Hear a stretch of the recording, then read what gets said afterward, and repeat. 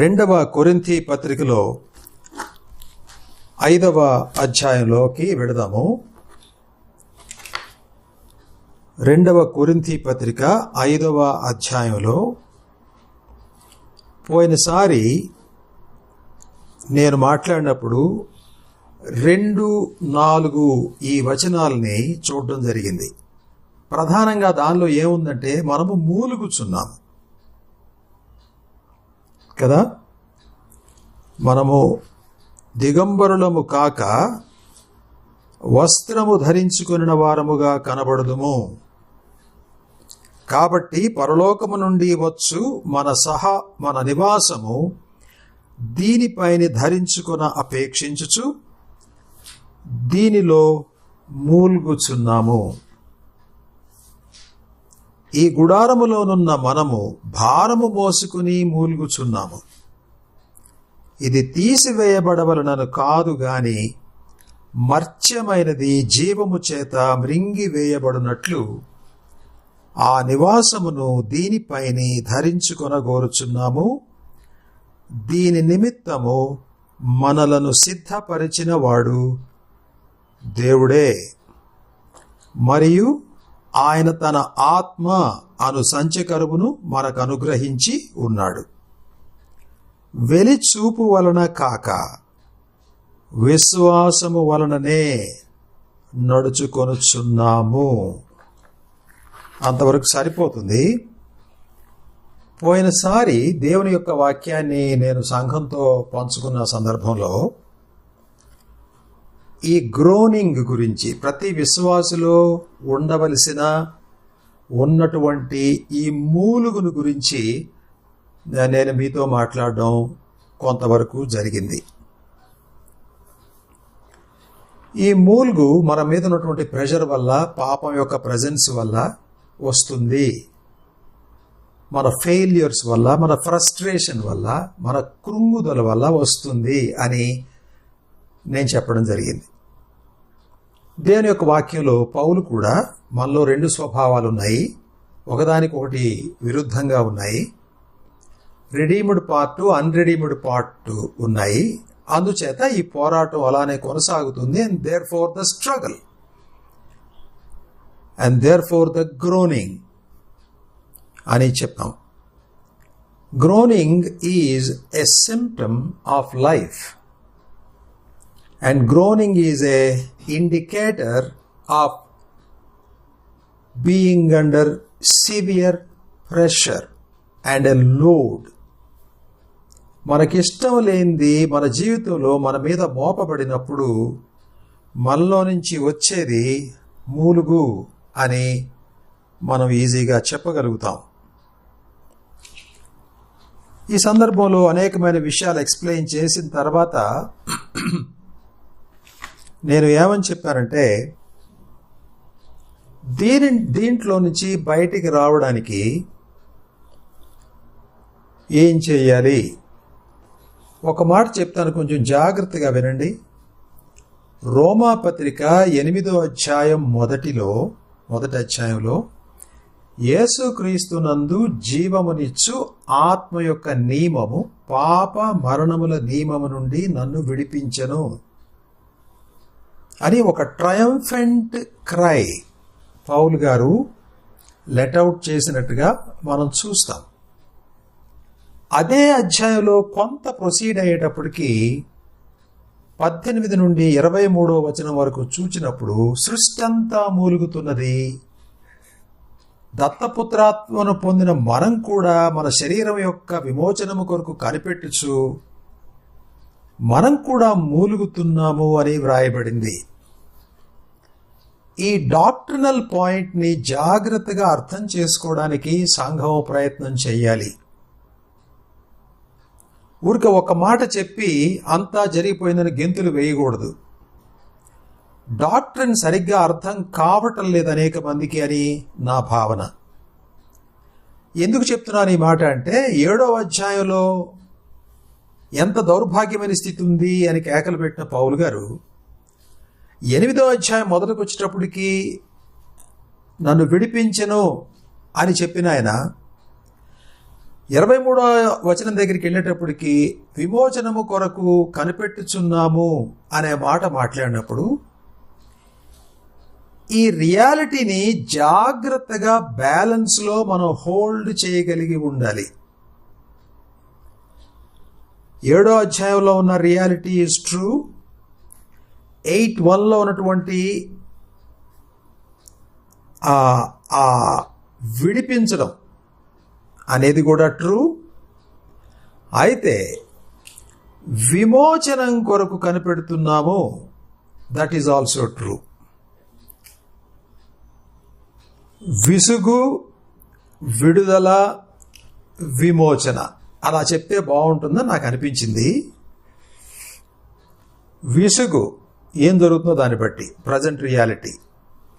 విడుదల, ఓకే, కొంత విక్టరీ వచ్చింది కానీ పూర్తి విక్టరీ రాలేదు. అలా వచ్చే పని అయితే 23వ వచనంలో విమోచన అనే మాట మాట్లాడి ఉండేవాడు కాడు. మూలుగు ఇంకా ఉంది, విడిపించాడు, అయితే సంపూర్ణమైన విడుదల రాలేదు అనే సంగతి మనం గుర్తించాలి. ఆ విషయంలో నేనేమన్నానంటే, వాళ్ళు ఏం చేశారు, పెద్దవాళ్ళు ఏం చేశారు అనంటే డ్రాస్టిక్ స్టెప్ తీసుకున్నారు. చాలా డెలిబరేట్ స్టెప్స్ కొన్ని తీసుకున్నారు. చాలా డిసైసివ్ స్టెప్స్ వాళ్ళు తీసుకున్నారు. డ్రాస్టిక్ అంటే చాలా స్ట్రాంగ్ మెజర్స్ క్రిస్టియన్ లైఫ్లో తీసుకోవాలి. ఈ ప్రసంగం వింటున్న మీరందరూ కూడా ఈ మాటలు జాగ్రత్తగా మీరు అర్థం చేసుకోవాలి, మీ మనసులోకి యాక్సెప్ట్ చేయాలి. If your life is not full of drastic action, మీరు ఎక్కువ ఈ యొక్క దేవుడు ఆరంభించిన కార్యాన్ని మీరు అనుభవించలేరు. ఆ డ్రాస్టిక్ యాక్షన్ గురించి నేను ఇవాళ చెబుతాను, బహుశా ఇవాళ పూర్తి చేయలేను, నెక్స్ట్ వీక్ కూడా చెప్పాల్సి వస్తుందని అనుకుంటున్నాను. Then you must take a deliberate action. కావాలని తీసుకోవాలి ఈ యాక్షన్, ఊరికే చూస్తూ కూర్చోకూడదు, రియాక్ట్ అవ్వాలి, ఏం జరుగుతుంది అవగాహన చేసుకోవాలి. Deliberate action, drastic action and decisive action. ఇక తిరుగు లేకుండా యాక్షన్ తీసుకోవాలి. ఈ 3 మాటలు మనం తీసుకున్న యాక్షన్ ఎంత రియల్గా ఉంది, ఎంత పర్పస్ఫుల్గా ఉంది, ఎంత మంచి స్ట్రాంగ్ మోటివేషన్తో తీసుకుంటున్నాము, మనలో ఎలాంటి ఆసక్తి, రోషము, పాపం మీద కోపము, దాని అణచాలన్న కోరిక ఉన్నాయి అన్న విషయాల్ని ఈ 3 మాటలు కూడా తెలియజేస్తాయి. వాళ్ళు ఏం చేశారన్నామంటే 2వ కొరింథీ పత్రికలో 4వ అధ్యాయంలో 2వ వచనం చూచినప్పుడు, మేము అవమానకరమైన రహస్య కార్యాల్ని విడిచిపెట్టేశాము, దేవుని సముఖంలో మనుషుల మనస్సాక్షి ముందు మమ్మల్ని మేము మెప్పించుకున్నాము, అయితే మా రహస్య జీవితాల్లో ఉండే అవమానకరమైన రహస్య కార్యాల్ని మేము విసర్జించాము అన్న మాటలు వ్రాయబడ్డాయి. That is a very drastic deliberate action. చాలా ఎగ్జామినేషన్ జరగాలి, చాలా స్వపరీక్ష జరగాలి. నాలో ఏం తప్పులు లేవు, నాలో ఏం తప్పులు లేవు అనుకున్నంతకాలం నిన్నెవరూ కాపాడలేరు. ఐఎమ్ ఫుల్ ఆఫ్ మిస్టేక్స్ అని చెప్పాలి. ఒక్కోసారి దేవుని సన్నిధిలో మనం ఆరాధన చేసేటప్పుడు, కొన్ని పనులు చేసేటప్పుడు, ప్రభా నేను దేనికి పనికిరాను ప్రభా, నేను అది ప్రభా ఇది ప్రభా అని చెప్తారు. కానీ బయట తల్లిదండ్రులు కానీ బయట వాళ్ళు కానీ ఎవరన్నా ఒక్క మాట అంటే అమ్మో ఇంకేమన్నా ఉందా, దాన్ని సహించలేరు, భరించలేక జరిగిన పరిస్థితి. అంటే అర్థం ఏంటంటే మనకి ఆ డ్రాస్టిక్ యాక్షన్ లేదు, మనలో ఆ డెలిబరేట్గా యాక్షన్ లేదు, ఆ డిసైసివ్నెస్ అనేది సంఘంలోకి ఇంకా రాలేదు. అది కానీ వచ్చుంటే your worship will become very spontaneous, your prayer meetings will be full of people and your Bible studies would be lively and things would be very much different. రెండో సంగతి నేనేం చెప్పానంటే 2 కొరింథీ 6వ అధ్యాయంలో 14 నుండి 18 వరకు చూసిన తర్వాత మీకు వీటితో ఏంటి సంబంధం, ఇక్కడ ఎందుకు కూర్చున్నారు, ఇది ఎందుకు చూస్తున్నారు, ఇది ఎందుకు చదువుతున్నారు, ఇలాంటి పనులు ఎందుకు చేస్తారు అన్నటువంటి సందర్భాన్ని చూసాం. క్రీస్తుకు బలియాలతో ఏంటి సంబంధం, దేవుని ఆలయానికి విగ్రహాలతోటి పొందికేమిటి, విశ్వాసికి అవిశ్వాసితో పాలెక్కడిది, ఇలాంటి విషయాలన్నీ కూడా మనం చూస్తూ వచ్చాం. అంటే మన దైనందిన జీవితంలో చాలా క్లియర్ స్టెప్స్ని మనం తీసుకోకపోతే మనం వీటిల్లో నుంచి బయటికి రాలేం.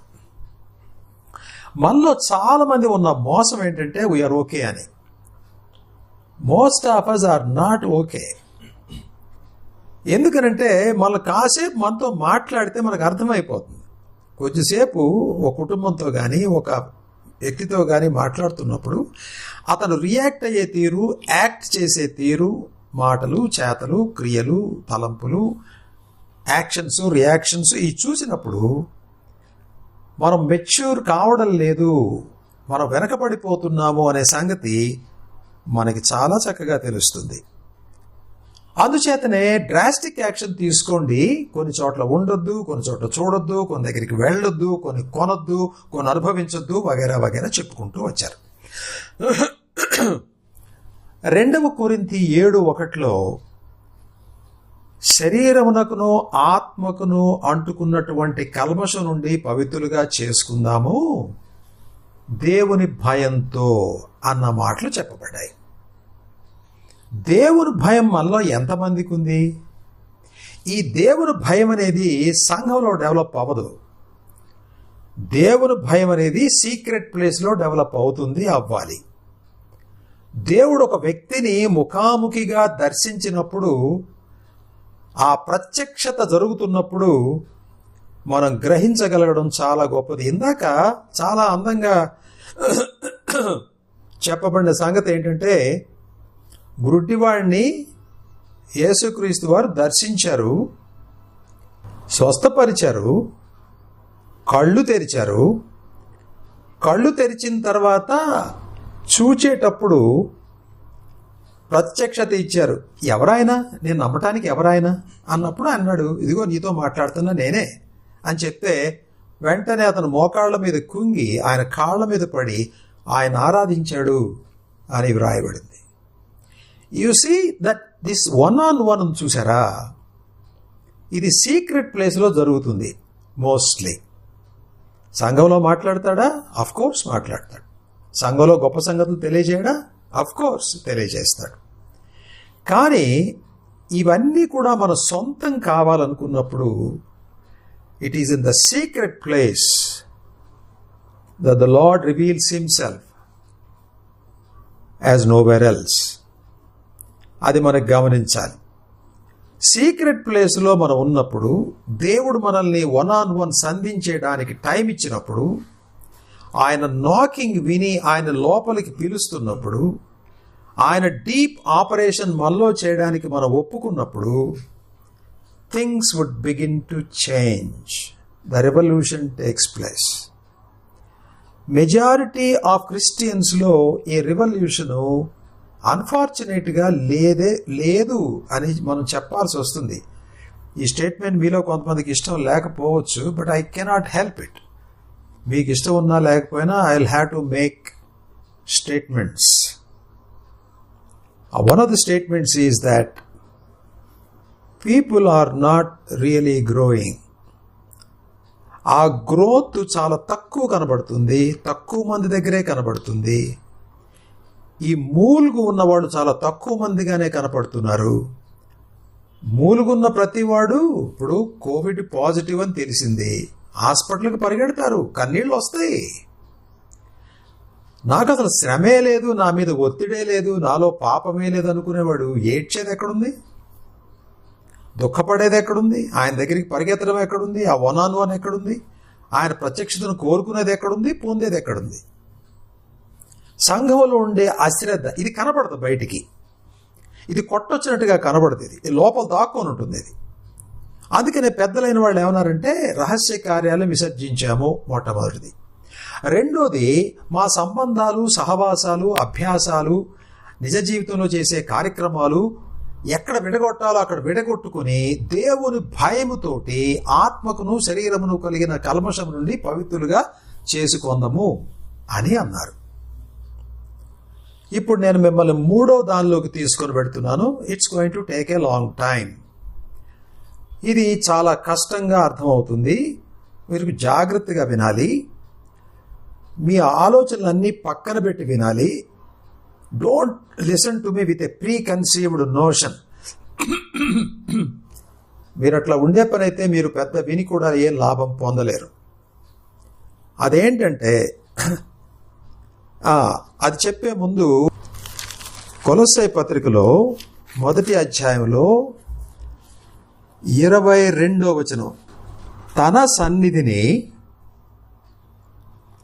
పరిశుద్ధులుగా, నిర్దోషులుగా, నిరపరాధులుగా నిలవబెట్టుటకు ఎవరు చేస్తారన్నమాట? ఇది దేవుడు చేస్తాడు. నిలవబెట్టడానికి ఆయన ఏమి పే చేశాడు? ఆయన మాంసయుక్తమైన దేహమందు మరణము వలన ఇప్పుడు మిమ్మును సమాధానపరచెను. జాగ్రత్తగా వినండి నా మాటలు, నేను నిదానంగా చెబుతాను. పరిశుద్ధులు కావాలి, నిర్దోషులు కావాలి, నిరపరాధులు కావాలి. ఆయన సన్నిధిలో నిలవబెట్టుకోవాలని ఆయన అనుకున్నాడు. ఆయన ఏం చేశాడని ఉంది? సిలువను పొందాడు, సిలువను స్వీకరించాడు. మాంసయుక్తమైన దేహమందు మరణం జరిగింది. మానసికంగా ఒక ఎక్సర్సైజ్ చేయలేదు ఆయన, మైండ్లో ఎక్సర్సైజ్ చేయలేదు. మీరు గమనించారో లేదో, ద వరల్డ్స్ ఫిలాసఫీస్లో మెడిటేషన్లు, కొన్ని సూత్రాలు, కొన్ని వల్లింపులు, కొన్ని మంత్రాలు, కొన్ని తంత్రాలు, కొన్ని అభ్యాసాలు ద్వారా వాడు నీతిమంతులు కావచ్చని అనుకుంటున్నారు. It will never happen. మాంసయుక్తమైన దేహమందు యేసుక్రీస్తు వారు శ్రమపడ్డారు. నేను ఎందుకు మాట్లాడుతున్నాను ఈ విషయాన్ని? ఏదది 1 పీటర్లో 4:1 యేసుక్రీస్తు శరీరమందు శ్రమపడెను గనుక మీరును అట్టి మనస్సును ఆయుధముగా ధరించుకోండి. What does it mean? యేసుక్రీస్తు వారు శ్రమపడ్డారు. కొంచెం జాగ్రత్తగా వినండి. యేసుక్రీస్తు వారు మనం చదివిన భాగంలో కొలొస్సై 1:22 ఆయన మాంసయుక్తమైన దేహమందు మరణము వలన ఇప్పుడు మిమ్మును సమాధానపరచెను. ఇప్పుడు మనకి యేసుక్రీస్తు వారితో కూడా ఏకత్వం కలిగింది. మనం బాప్తిస్మంలో దాని గురించి సాక్ష్యం ఇస్తున్నాము. ఇప్పుడు నేను మీకు ఇవాళ చెప్పబోయేది ఏంటంటే, in the next 30 minutes or so, maybe 25 minutes, ఎంత కవర్ చేయగలిగితే అంత కవర్ చేద్దాము. యేసుక్రీస్తు వారి యొక్క మరణంలో మనం ఇమడ్చబడ్డాము. రోమా పత్రిక, నేను చాలా డాక్టరీని చెబుతాను, ప్రాక్టీస్ కూడా చెబుతాను. జాగ్రత్తగా వినేవాళ్ళు మేలు పొందగలుగుతారు. రోమా పత్రిక 6వ అధ్యాయము 3, 4, 6 వచనాలు.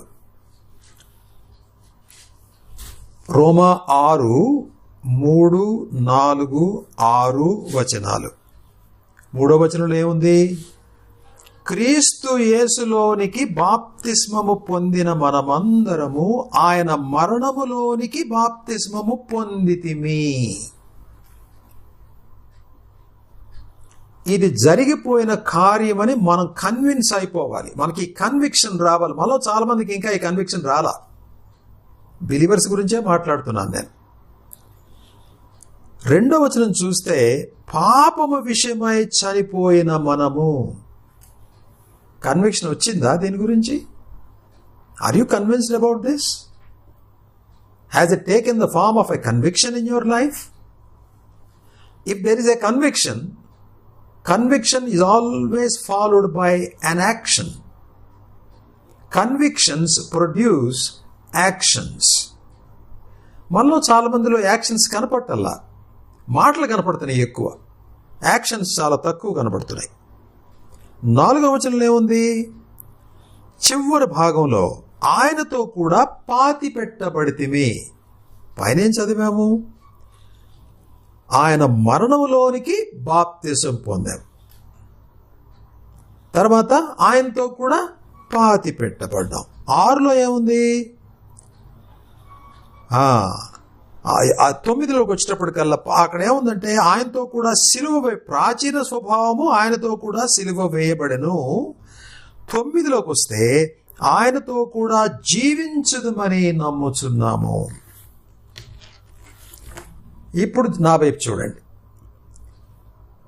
మనం పరిశుద్ధులుగా, నిర్దోషులుగా, నిరపరాధులుగా నిలబెట్టడానికి ఆయన చేసిన పని ఏంటంటే ఆయన మాంసయుక్తమైన శరీరమందు ఆయన మరణము వలన ఆయన శ్రమపడ్డాడు. ఇప్పుడు యేసుక్రీస్తు వారిలో మనం ఆయనతో పాటు కట్టివేయబడ్డాం. ఆయనలోకి బాప్తిసం పొందాము, పరిశుద్ధాత్మ ఇచ్చాడు. ఆ బాప్తిస్మాన్ని నీళ్లలో దాని సాదృశ్యంగా చూపించాము. మనం అందరం కూడా యేసుక్రీస్తుతో పాటు శ్రమపడ్డాము, చనిపోయాము, పాతి పెట్టబడ్డాము, జీవించుదమని నమ్ముచున్నాము. పేజీ తిప్పితే, రోమా 6వ అధ్యాయంలో తిప్పితే, నా బైబిల్లో తిప్పాలి, మీ బైబిల్లో తిప్పాలని అవసరం లేదేమో. కాబట్టి ఇక్కడ ఏమంటాడు ఇక్కడ 11వ వచనం చూడండి. క్రీస్తు యేసు నందు, లేటర్ హాఫ్స్ అవుతున్నాను, సజీవులుగాను. ఫస్ట్ హాఫ్ ఏంటంటే మీరు పాపం విషయమై మృతులుగాను, దేవుని విషయమై క్రీస్తు యేసునందు సజీవులుగాను మిమ్మును మీరే ఎంచుకోండి. Reckon yourself or consider yourself. ప్రభు రాకడ కొరకు ఎలా సిద్ధపడాలి అన్న దాని గురించి నేను మాట్లాడుతున్నాను. దానిలో కొన్ని సంగతులు చెప్పిన తర్వాత ఇప్పుడు చెప్తున్నది ఏంటంటే యేసుక్రీస్తు వారు తన మాంసయుక్తమైన దేహంలో మరణం పొందాడు. దానివల్ల పరిశుద్ధులుగా నిలబెట్టాడు. ఆయన పొంది దాని ద్వారా మనల్ని నిలబెట్టాడు. ఎందుకు పొందాడు? మన కోసం. ఇప్పుడు బైబిల్లో టీచింగ్ ఏంటంటే యేసుక్రీస్తు వారి సిలువ మన జీవితంలోకి దిగి రాకపోతే, జాగ్రత్తగా వినాలి, యేసుక్రీస్తు వారి సిలువ మన జీవితాలలోనికి దిగి రాకపోతే, దాని ప్రభావాన్ని మన జీవితం అనుభవించకపోతే, యేసుక్రీస్తు వారి సిలువ యొక్క ఎఫికసీని మన ఆత్మలు, మన మనస్సులు, మన శరీరాలు ప్రతి క్షణము అనుభవించకుండా ఉంటే మనము దేవుని సన్నిధిలో పరిశుద్ధులము కాలేము. బిలీవర్స్ను ఉద్దేశించి నేను మాట్లాడుతున్నాను. నిర్దోషులు కాలేరు, నిరపరాధులు కాలేరు. ఎందుకనంటే నీకు నాకు కూడా మించిపోయినటువంటి ఒక శక్తి మన మీద పనిచేస్తుంది. సాతాను, లోకము దాన్ని వాడుకుంటారు. దేన్ని వాడుకుంటారు? విమోచించబడని మన శరీరంలో ఉన్నటువంటి పాపపు నైజాన్ని వాడు వాడుకొని మన మీదికి ఎంతో ఒత్తిడి తీసుకొని వస్తారు. ఈ ఒత్తిడి మనల్ని చాలాసార్లు ఇరుకున పెడుతుంది, ఇబ్బంది పెడుతుంది, విసిగిస్తుంది. విసుగు చెంది మనం పాపం చేస్తాం. చాలాసార్లు తట్టుకోలేక పాపం చేస్తాం, సస్టైన్ కాలేక పాపం చేస్తాం, విశ్వాసం లేక పాపం చేస్తాం. బహుశా అవన్నీ as I go I will be able to tell. ఇప్పుడు నేను ఎందుకు చదివించాను 2 వాక్యాలు? దేవుడే చదివించాడని నాకు అనిపించింది. 1 పేతురు 4వ అధ్యాయంలో యేసుక్రీస్తు శరీరమందు శ్రమపడ్డాడు. కాబట్టి మీరు అలాంటి మైండ్ని ధరించుకోండి, అదే మీకు ఆయుధం అన్నాడు. ఇప్పుడు యేసుక్రీస్తు వారు శరీరంలో శ్రమపడ్డాడు నన్ను రక్షించడానికి. నేను ఆయన ఒకటిగానే ఉన్నాగా. శ్రమ పడడంలో ఒకటి అన్నాను, బాప్తిసంలో ఒకటి అన్నాను, చనిపోవటంలో ఒకటి అన్నాను, పాతి పెట్టబడ్డంలో ఒకటి అన్నాను, ఆయనతో పాటు లేపబడి అని ఒకటే చెప్పుకున్నాం. జరగని సంగతి ఏంటంటే, while this is all true positionally, practical reality కాకపోవడానికి కారణం ఏంటంటే, the death of the Lord has not effectively taken place in me and in you. ఈ యేసుక్రీస్తు వారి శిలువ మన జీవితాల్లో కార్యాన్ని కొనసాగించలేకపోతున్నది. యేసుక్రీస్తు వారి మరణాన్ని మన శరీరంలో మనం ప్రాక్టికల్గా అనుభవించలేకపోతున్నాము. మరి ఒక మాటలో చెప్పాలంటే, ఆ కంటిన్యూస్ డెత్ అనేది నాలో ప్రతి విషయంలో, ప్రతి సందర్భంలో కనబడడం లేదు. ఎందుకు? First of all, I don't like the dyeing. Second, I'm not convinced about it. Third, I'm not convicted about it. And fourthly, I don't have an understanding about it. Since I don't have an understanding, I don't have a faith about it. Since I don't have a faith about it, I don't obey to the rules of it. ఎందుకు చెప్తున్నారంటే, ఇప్పుడు తీయండి గలతీ పత్రిక 2వ అధ్యాయం.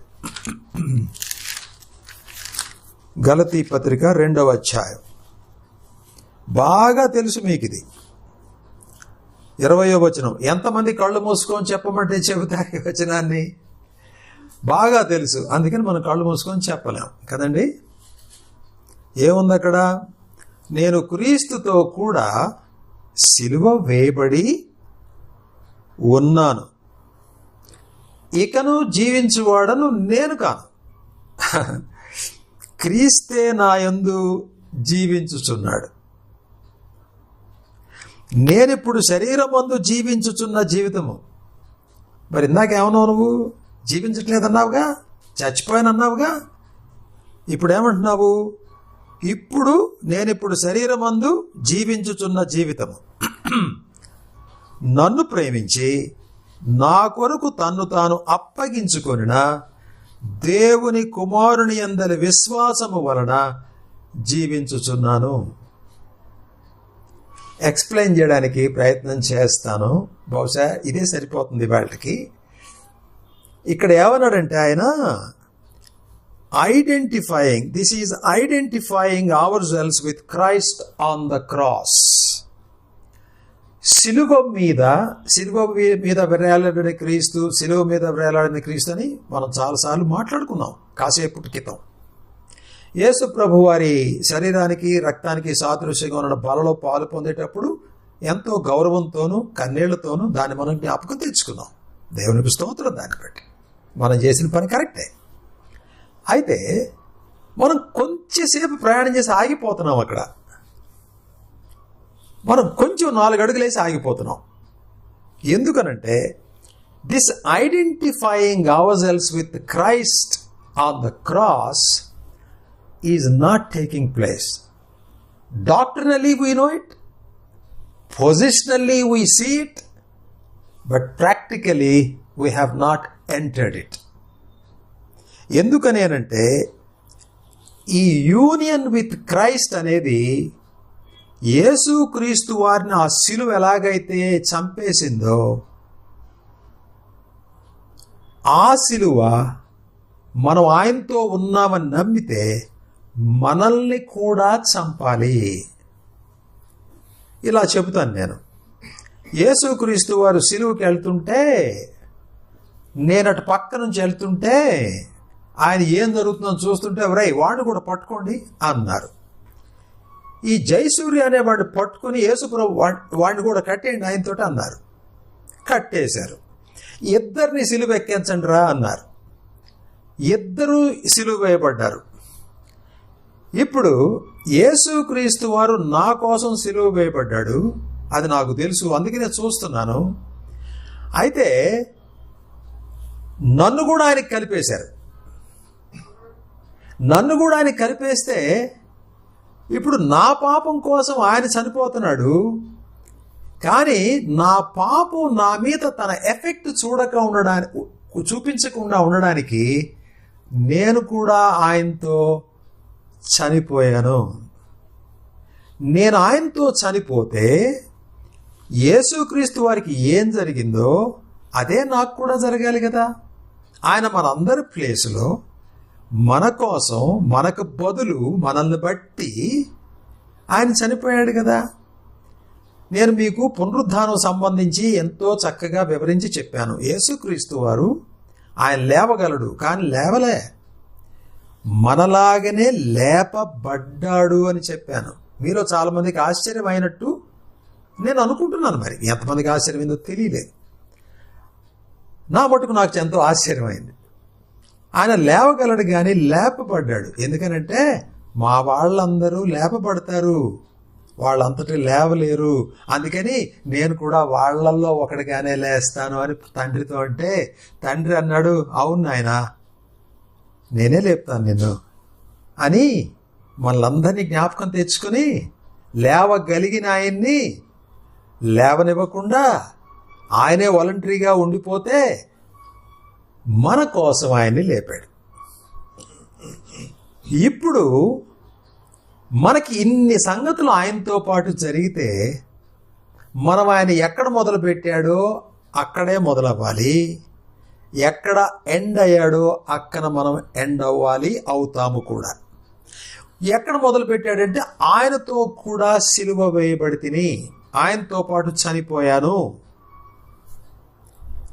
నేను జీవిస్తున్నాను, నేను భోంచేస్తాను, ప్రసంగాలు చేస్తాను, బయటికి వెళ్తాను, అన్ని పనులు చేస్తాను. అయితే ఇప్పుడు చేసే ఈ పనంతా ఎలా చేస్తున్నానంటే యేసుక్రీస్తునందలి విశ్వాసం వల్ల. యేసుక్రీస్తు నన్ను ప్రేమించి నా కొరకు తన్ను తాను అప్పగించుకొనిన దేవుని కుమారుని యందలి విశ్వాసము వలన జీవిస్తున్నాను. ఈ విశ్వాసం అనే మాట ఊరికే సరదాగా చెప్పిన మాట కాదు ఇది.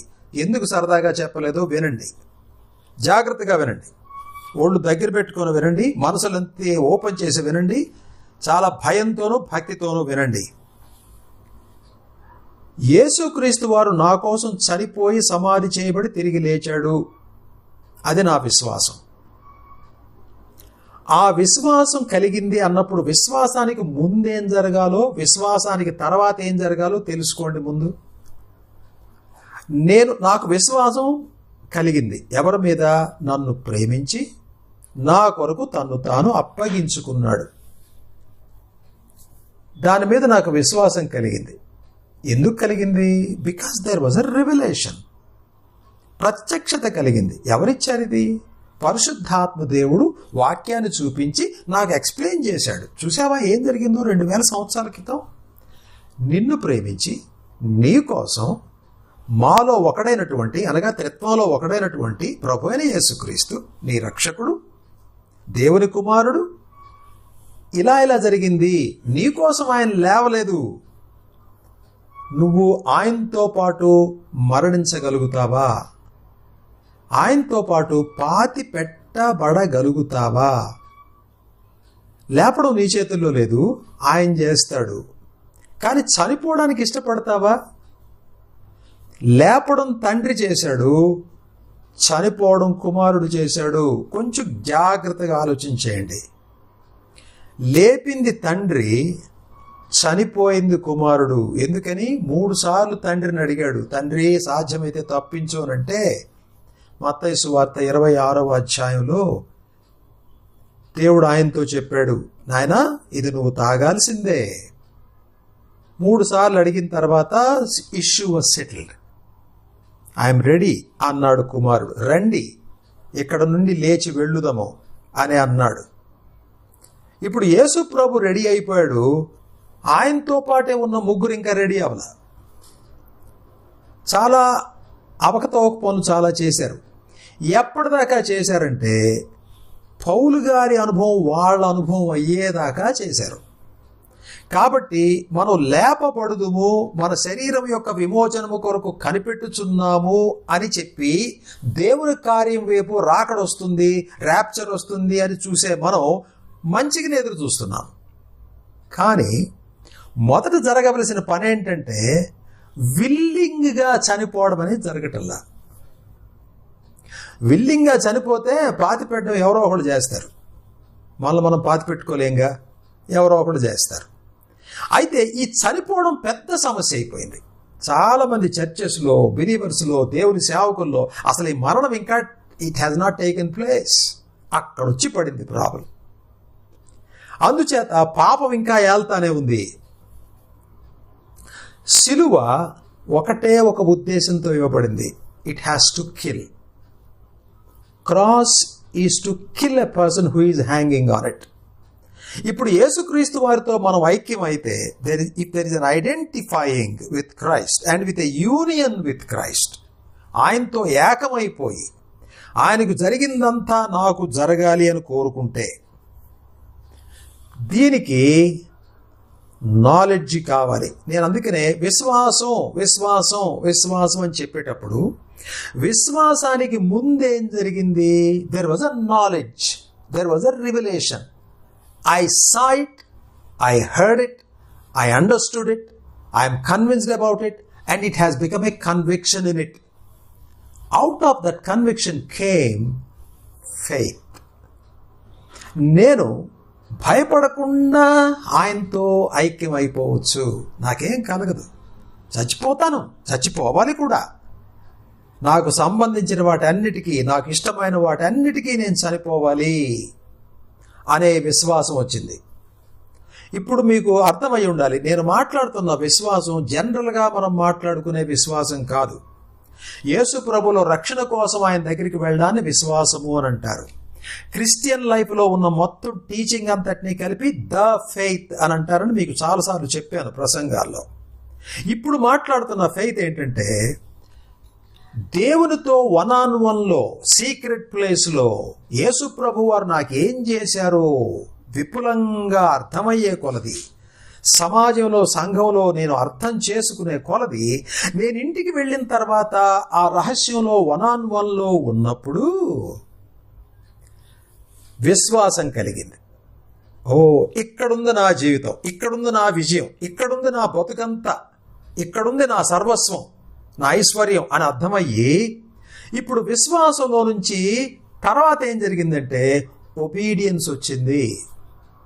విశ్వాసానికి ముందు నోయింగ్ ఉంది, విశ్వాసం తర్వాత డూయింగ్ ఉంది. విశ్వాసానికి ముందు there is a revelation, there is an understanding, there is a conviction జరిగింది.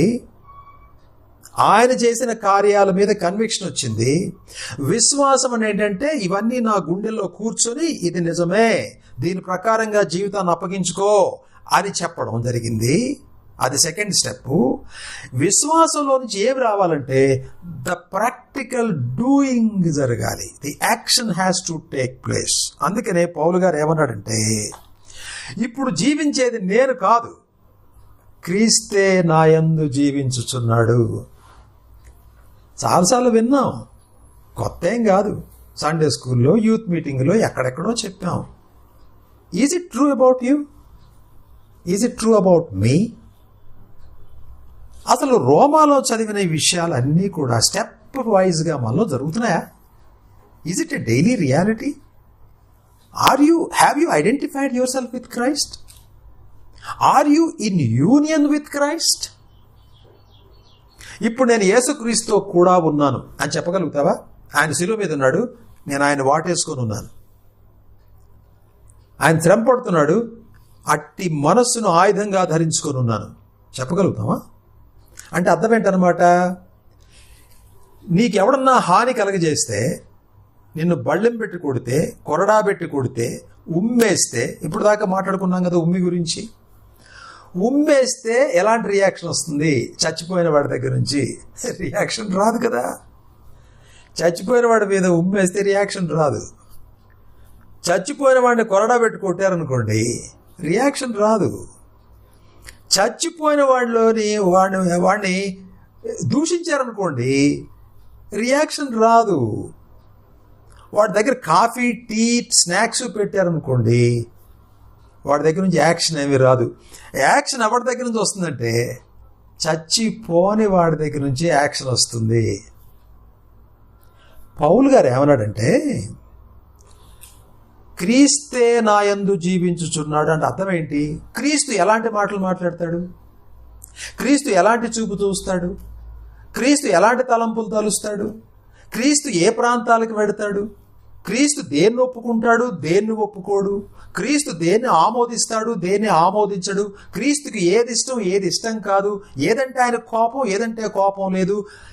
ఇవన్నీ నాలో జరుగుతున్నాయి అని అన్నాడండి. There was a knowledge in the secret place of God. There is a conviction that this is life, that is called as faith. And faith will always prompt you to obedience and action, or obedient action. అందుకని పౌలు గారు ఏమన్నాడంటే, క్రీస్తే నాయందు జీవించుచున్నాడు. నన్ను చూసినోడికి ఏమనిపిస్తుందంటే, యేసుక్రీస్తులానే జీవిస్తున్నాడే. ఏమయ్యా, నువ్వు జీవిస్తున్నావా, యేసుక్రీస్తు వారు జీవిస్తున్నాడా అన్నట్టుగా ఉంది అని అన్నాడు. మనలో ఎంతమంది సాక్ష్యం చెప్పగలుగుతాం సహోదరులారా? అబ్బాయి, బాప్తిజం తీసుకున్నావా? ఎస్. మారుమనసు పొందావా? ఎస్. సాక్ష్యం చెప్తావా? ఒక అరగంట సేపు చెప్తా. ఓ అట్లనా, వండర్ఫుల్. క్రీస్తు నీ ఎందుకు జీవిస్తున్నాడా అంటే ఐఎమ్ హోపింగ్ మనం ఇంకా ముందుకు వెళ్ళినప్పుడు జీవిస్తాడు కదండి. ఎప్పుడు జీవిస్తాడు? యేసు ప్రభు వచ్చేస్తున్నాడు, రాకడ అంటున్నాము, జడ్జిమెంట్ గురించి మాట్లాడుతున్నాం. అయితే ఇదన్నీ దగ్గరికి వచ్చేస్తుంటే నువ్వు ఎప్పుడు ఆయన చనిపోయేది? నువ్వు బాగానే ఉన్నావుగా, నువ్వు భలే మాట్లాడతావు, మంచి యాక్షను, చాలా మూమెంట్స్, అబ్బో అసలు చాలా హుషారుగా ఉంటావు కదా. నువ్వు చనిపోయింది ఎప్పుడు? క్రీస్తే నాలో జీవిస్తున్నాడు. నేను కట్టెలాగా ఉన్నాను, నా చేతులు తీసుకుని యేసుక్రీస్తు వారు కదులుతున్నాడు, నా కళ్ళు తీసుకుని ఆయన చూస్తున్నాడు, నా నోరు తీసుకుని ఆయన మాట్లాడుతున్నాడు, నా చెవులతో ఆయన వింటున్నాడు, నా శరీరాన్ని ఆయనకు ఇన్స్ట్రుమెంట్స్గా వాడుకుంటున్నాడు. యేసుక్రీస్తు శరీరమందు శ్రమపడిన గనుక మీరును అట్టి మనస్సును ఆయుధముగా ధరించుకొనుడి. Do you carry this weapon all the time? That is how you overcome sin.